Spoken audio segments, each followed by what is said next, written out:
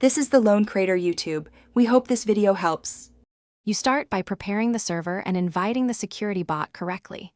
You need manage server rights, then create an OAuth invite that includes bot and applications. Command scopes.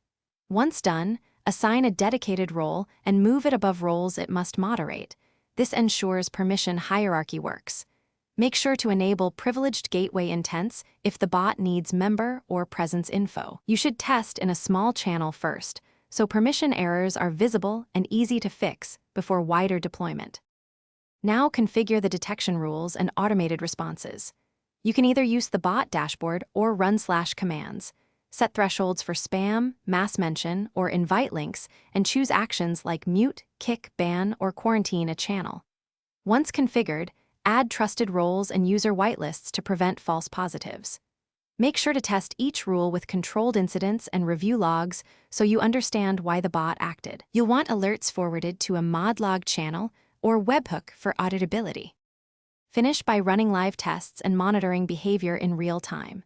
You should stage a few infractions and confirm the bot enforces rules and records clear logs. Once verified, set up moderator alerting and an appeal workflow so users can contest actions. Rotate moderators so oversight remains fresh. Make sure to revisit sensitivity settings after a week of live traffic.